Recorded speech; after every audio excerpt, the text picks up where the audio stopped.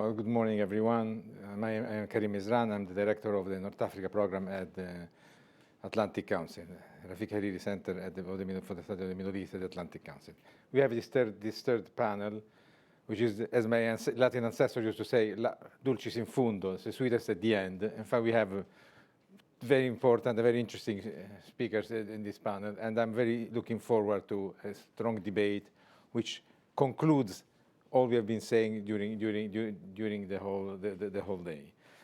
We have with us Jon Alterman, Intissar Fakir, and on video on the web, Alessia Melcangi from Rome or from Catania. I still haven't figured it out yet.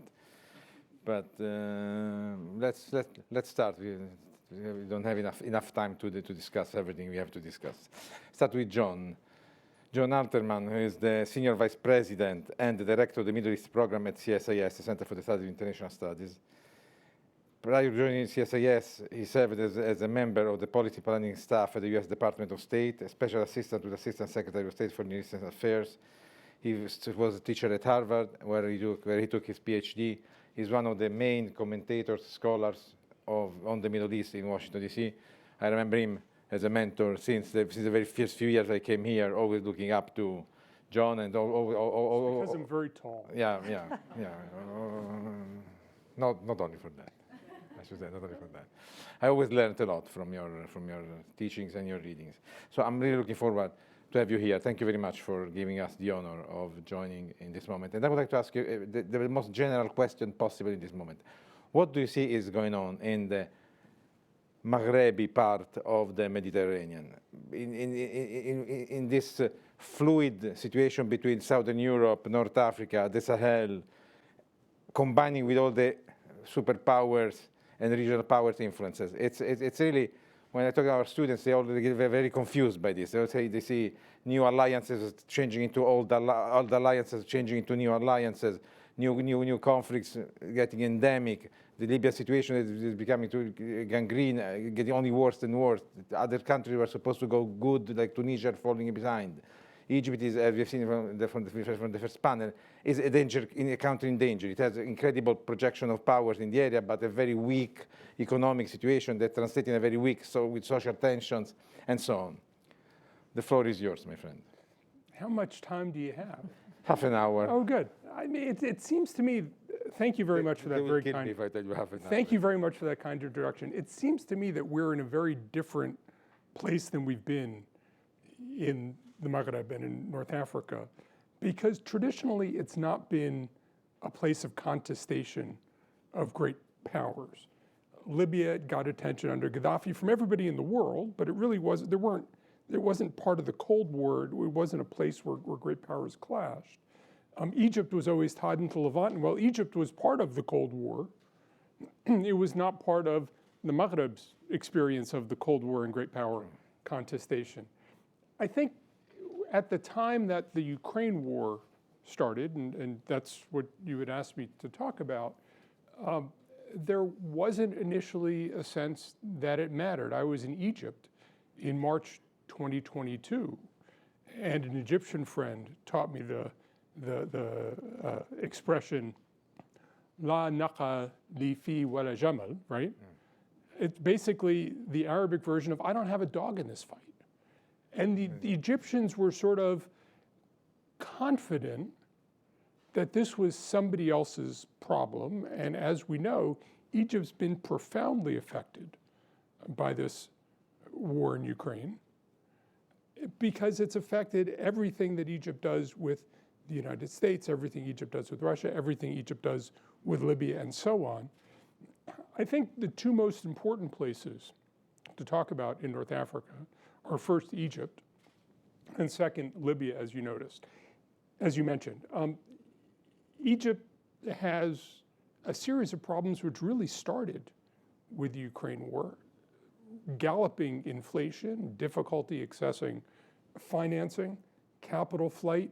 Egypt's had a profoundly difficult time calibrating its global position. Egypt thought it had that sort of figured out. It had figured out how to use Gulf support.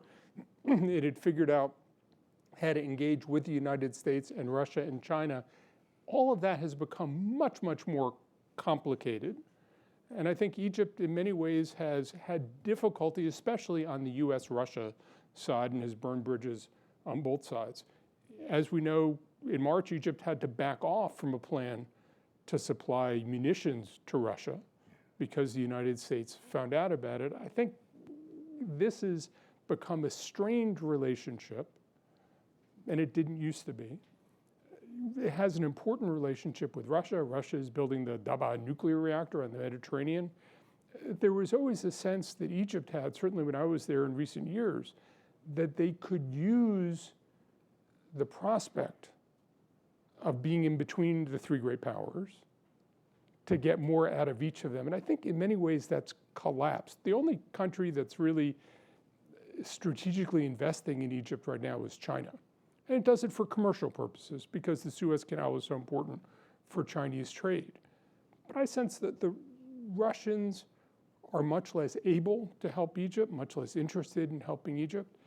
The Americans have a much more strained relationship with Egypt than was the case just a few years ago. And I think we are seeing the Ukraine war exacerbating Egypt's difficulty finding its position in the world. Some of that has to do with Egypt's position in Libya.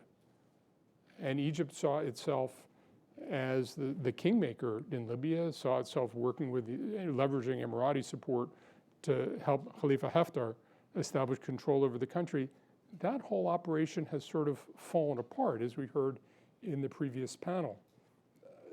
But it seems to me that one of the other things that's gone on is that a lot of Russia's efforts in Libya, which were significant, were tied to the Wagner Group, which has itself gone through its own transformation. We're not sure. It doesn't seem to me that Russia's interests in Libya have changed, but the instruments of Russian influence have changed. How that will affect Russia's actions in the country, how it will affect Egyptian investments in Libya, it seems to me it's all become quite convoluted. I'm not sure Egypt also, given the size of its internal problems, really has the bandwidth to invest in Libya going forward as it has in the past. Turkey has profound internal problems. And will Turkey's internal economic problems change the way it engages with Libya? Libya, partly, it's not so much that it was a vacuum, but it became the crossroads of profound international involvement in North Africa, more than ever before. And it seems to me that that all is cast into dynamism in the wake of the Ukraine war as all the great power relations change as well. The last thing to say about Libya, just briefly, is wondering whether the consequences of a flood in Derna and the potential for significant international relief support somehow changes the equation in Libya, creates an opportunity for international cooperation between antagonists, creates the opportunity for international support to go across the country and change the political environment. You know so much more about Libya than I do, but it seems to me that we're in a moment when Libya, because it is necessarily involved in this international relief effort, might be unstuck after more than a decade of internal conflict. Looking elsewhere in the region, it strikes me that Tunisia, which had been the darling of the international community, the one positive story after the Arab Spring, has burned a lot of those bridges. I think there's a lot more circumspection about Libya, a lot less willingness to support Libya internally. Some Gulf Arab support, but not a huge amount of Gulf Arab support. So it seems to me that Libya has been put into question. Commodity prices have risen tremendously and they've hurt Libya. It's hard to get some basic foodstuffs. It's cast their whole food supply system into doubt, but it doesn't seem to have had a political effect yet. So it seems to me that the Ukraine war, because of its effect on commodity prices and the supply of commodities, has made Tunisia move into an even more tenuous domestic situation than it had been before. To me, if we look at Morocco, which has always portrayed itself as sort of the darling of the international business community, their reluctance to take assistance for the earthquake victims is a sign of distrust in Morocco, which I think tells you sort of where Morocco has moved. The government's reluctance to engage much with international partners, I think, is notable. Algeria, I'll just say, is always complicated, continues to be so after the Ukraine war. I think the other thing to note is that in many ways, North Africa used to be the province of French foreign policy. This was a place that, because of language, because of large expatriate communities in France, France always had an intimacy with North Africa that other countries didn't have. We see the distrust of French actions in North Africa, I think, being an important marker that really nobody's dominant in North Africa. There isn't the same clear division of spheres of influence between powers. There isn't a steady French hand to guide things.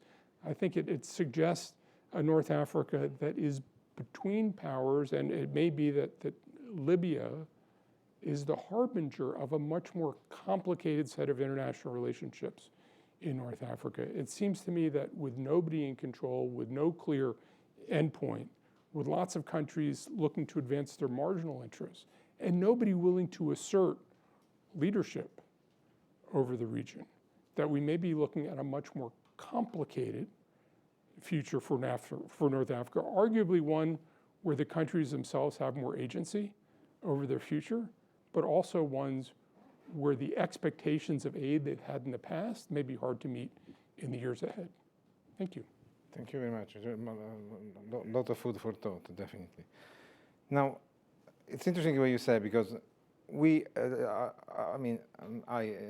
premise, when I look at the North Africa, I tend to look at with a European point of view, even though I live here and I have to have the American point of view. And you're right, we're going to see a very much more complicated area for the intervention. There's no more a French predominance where every other European would simply follow the Germans, the Italians, the Spanish would have to have their own saying now. There will be more agency in the sense of the local states, and this complicates much more than before the situation, the contemporary, and how we're going to go move forward. Thank you very much. Now I'd like to pass to Alessia Melcangi, who is a professor at the La Sapienza University in Rome, a senior fellow for the North Africa and Middle East program here at the Atlantic Council, non-resident senior fellow, and a fellow at the Middle East Department of Social Science and Economics at La Sapienza University. Alessia, we'd like to ask you more specifically on Italy. The new look in North Africa in the wake of the conflict and the Piano Mattei and the dynamism. What do you think about that? Can you tell us? Can you provide us a European point of view, more an Italian point of view? Because we have all appreciated the dynamism of the new Italian Meloni government and the launching of Piano Mattei as a new version of what Italy plans to do. But is there some subsistence, some consistency in this? Thank you, Karim. First of all, let me thank all the friends and colleagues of the Atlantic Council and the Italian Institute for International Political Studies, ISPI, for inviting me in this prestigious event, and it's an honor to be part of it. So, going back to your question, what we can say about the Italian proposal, this proposal of Piano Mattei. Of course, these follow a sort of new look that is proposed by the government of the Prime Minister Meloni. And of course, it's well known that even before the Ukraine war, with the failure of the so-called Arab Spring and the failure of the Barcelona process, as we know, the Barcelona process was launched in 1995 with the aim of strengthening relations between Europe and the southern Mediterranean countries. Europe withdrew from an active posture and policy toward Mediterranean and Africa. And that was a mistake made by Europe, which opened the gate for other actors to increase their grip in the region. I think that there is a clear desire of Italy to press Europe to play a more active role in the Mediterranean. For this reason, this proposal tries to rebalance it, to put once again on the desk of the European Commission the importance of the Mediterranean. Think, for example, about the name Mattei itself might underline the desire of a new form of cooperation without the perception of patronizing the past European project head toward African countries. It's not a mystery that often African and North African states felt this patronizing attitude by the European Commission. This is something that did not work in the past, and there is a need of a new approach, a new look. Piano Mattei is a multi-layer and ambitious long-term project. It's a sort of trigger of change in different fields, such as energy and migration fields. Nevertheless, Italy has neither the financial nor the human capacity to launch such ambitious projects alone. The Piano Mattei has not possibility of success, but as a European program. And obviously, the US might be a pillar and a trigger for supporting this new perspective, taking in consideration the fact that Washington is now looking with a more focused interest to North Africa and the surrounding region.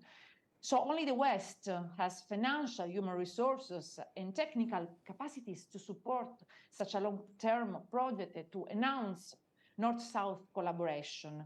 Of course, our common interest is making North Africa region less penetrable and vulnerable, or less passive and more active actor within the changing international system. Thank you very much. I'll get back to you in a second round. I'd like to first go deeper in the geographic area, and I'll ask Intissar Fakir, who is a senior fellow and director of the MEI Middle East Institute North Africa and Sahel program. She's an expert, obviously, on North Africa and Sahel. And before joining the Middle East Institute, she was a fellow at the Carnegie Endowment for International Peace.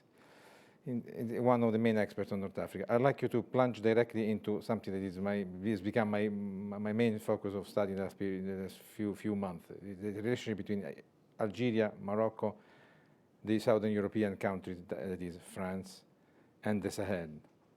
Can you tell us something about that, how this has been changing, focusing on what is going on? Of course, the Ukraine war has had this influence, but this is something that goes deeper than that. Yeah, thanks, Karim. Thank you for having me, Atlantic Council. Let me also add my thanks to the colleagues at SB. Yeah, I mean, I think there has certainly been a lot of sort of movement, not all of it positive, on the Morocco-Algeria front.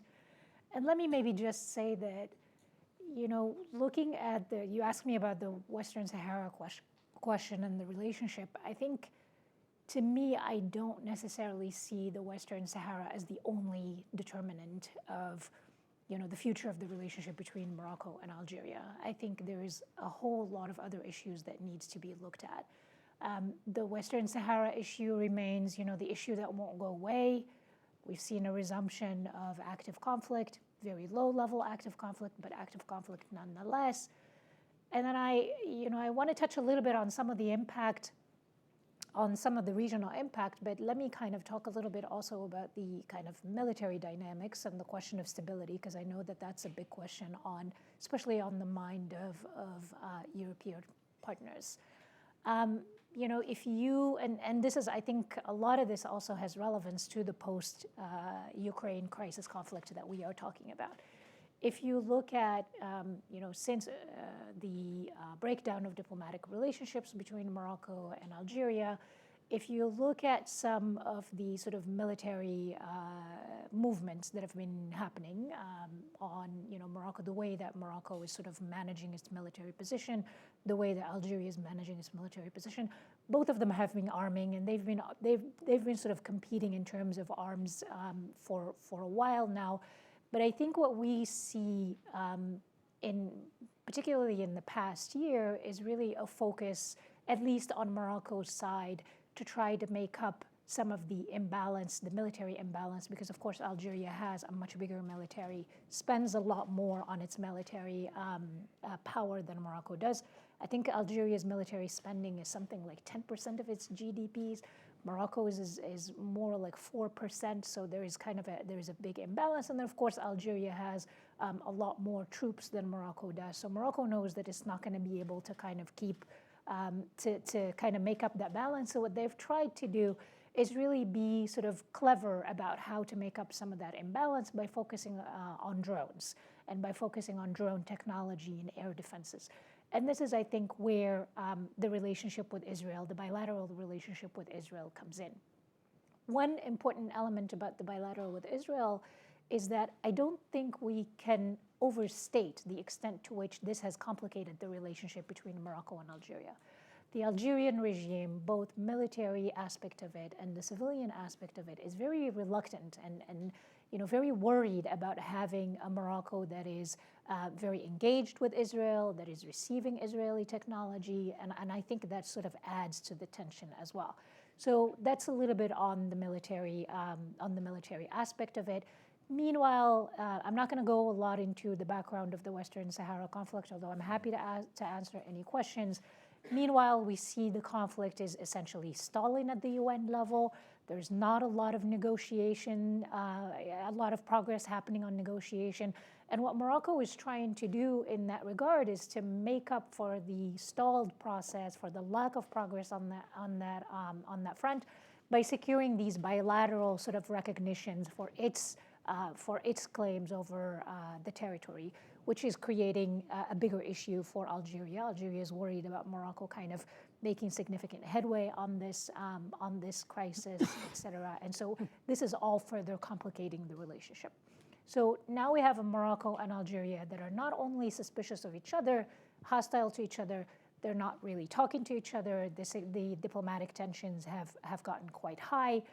But I would argue that it benefits them to simply keep the situation as very diplomatically tense, while also, making or maybe sort of being careful not to let that spill into any sort of active conflict, any kind of significant kind of crisis that could really destabilize the tension. The way I see it is that both benefit from keeping the tension sort of high, keeping pressure on each other, but also taking care and making sure not to let that really spill into active conflict. Yes, that's very good. I always thought the same. And I just have one doubt. The fact that there's all this Abraham Accord and whatever you want to call it is going to push more and more Algeria into a radical position. That means opening up to the Russians, opening up to all those factors that are present still now in the Middle East. Don't you think that this is open also to you, whoever you guys think want to intervene about that? This is one of the factors that might cause an explosion sooner or later. And I see it's a very delicate situation in Morocco. Morocco is very pro-American, but it has a very tense relation with France. France is also has a Western country, but is getting closer to Algeria than to Morocco. And the Russians who are increasing their presence. I don't know if they will move more troops into Libya. That's creating a tension with the Americans there. Could this lead to an underestimated conflict that we don't expect, because we were raised by saying, no, that's exactly what you said. Algeria, they bitch at each other, they yell at each other, but then in the end they do not want to have a conflict. Yeah. But when you arm, it takes a very, sometimes we know by the historical teachings that when you prepare for war, you get. It's not like the Latins to say, if you want a peace, prepare for war. If you prepare for war, you get war. That's also the other side of this. Yeah, I mean, I would say yes and no. Algeria, I think, interestingly enough, certainly the relationship with Russia has continued, but I think we also see Algeria really sort of trying to figure out how to play its hand in this moment. Don't forget that, because of the suspension of Russian gas, imports into Europe, Europe has really increased its relationship and its imports of gas from Russia. So, from Algeria. So, we see a closer relationship, at least on the economic front and on the trade front between Algeria and Europe. I think also we see a little bit the way that Algeria is trying to sort of make sense of what's happening in Russia in terms of how it impacts its arms purchases. You know, Russia traditionally is one of the biggest exporters of arms to Algeria, but we see Algeria diversifying a little bit. They're buying Chinese drones, they're buying Turkish drones as well. So we see a little bit more of that. So I would say it's not necessarily a one-for-one. In terms of Morocco's relationship, I think Morocco definitely fits in the category that we've talked about throughout the day of these countries that really sort of, at least in terms of foreign policy, are keen to kind of punch above their weight. They're keen to use this sort of geopolitical moment to their advantage. I would disagree a little bit on the question of aid. I think Morocco is suspicious a little bit to some extent, but I think there is a tendency to sort of overread into what Morocco's sort of rejection of aid means. I think there is a lot of logistical issues that impact that decision as well. But I agree with you. There are tensions with France. There is a question of sort of misaligned expectations. Here's what we want in terms of foreign policy, in terms of support for domestic policy. But I would say it's not necessarily a one for one. That doesn't mean that Russia is moving, that Algeria is moving more sort of directly straight into the arms of Russia, or that Morocco is going to sort of continue to be in that moment. I think there are a lot of other dynamics that are important to keep in mind. And I think that we can talk about how the extent to which these are, these countries are very ready for conflict, but we can also look at what they have to lose if they actually, move into active conflict. Their economies, their foreign policy, their reputation as more stable countries in North Africa relies on them maintaining this position of sort of stability. So while it works domestically and even regionally for them to up the rhetoric, to up the kind of ante, in that sense, they have a lot to lose if they were to generate any degree of instability with each other. Can I also just point out, which I think to some people is an obvious point, but maybe not to everybody, the political economies of Morocco and Algeria are very different. Yeah. Algeria is an oil exporter. The government has a largely distributive role, and it's a republic that doesn't have a sort of permanent figurehead who's managing all the contestation. Morocco is a monarchy. It requires a quite active business community, which is tied into the elites. You don't really need to use the army as an employment mechanism the way you do in some of the other states. Mm-hmm. So I think that one of the things that we might get wrong is we might assume that these states are preparing for war when in fact what they're doing is they're responding to very different domestic incentives, which are profoundly different on these two sides. True. Even though both use the nationalism attitude as one of the main. Do you see, Alessia, do you see a possibility of changing of position of Algeria regarding Libya? So far, Algeria has always been in favor of negotiation, but it was because we have seen a weaker Algeria. Now, in the last couple of years, after the post-Bouteflika period, they are regaining a position of willingness. The changing of the constitution will allow the army to go out, etc. Do you think that they will try to go back to what the strong Algeria had as the balancing role in the Middle East, in North Africa, that is, balancing the role that the Egyptians are having in Libya and play a more active role there? And how do you reconcile that with all we've been saying now? And how would Italy react to that? Yes, of course, Russia's full-scale invasion of Ukraine has boosted Algeria's standing as a new role, a key energy provider for Europe, for example, a situation that leading President Tebboune to seek to reinvigorate the country's role as a regional power. And this is really important because this opened the door for Algeria to play a new active role with the neighborhood, with an unstable neighborhood. And so in the Libyan crisis, for example, and in other hotspot of crisis. And for example, the same for Egypt, which has recently witnessed significant development in the energy sector and has successfully transformed itself in few years into a natural gas export hub for Europe, as my colleague said before in in the last panel. So these, in my opinion, create the condition to see these countries as active actors in North Africa. And so open the door for an active posture in different crises, something that I think is new. And it is a possibility to see North Africa in a new way. For this reason, it's possible, for example, for the EU to relaunch the collaboration with the Southern Basin as EU is trying to do, for example, as a consequence of the Ukraine war, for example. I think that Algeria and Egypt, for example, and I don't think about Tunisia because now, as we know, is in a troubled condition, is a very complex condition. But I think that Algeria and Egypt can play an important role. Maybe, of course, we need to consider what other colleagues said before, that Egypt now is going through a very dangerous economic crisis.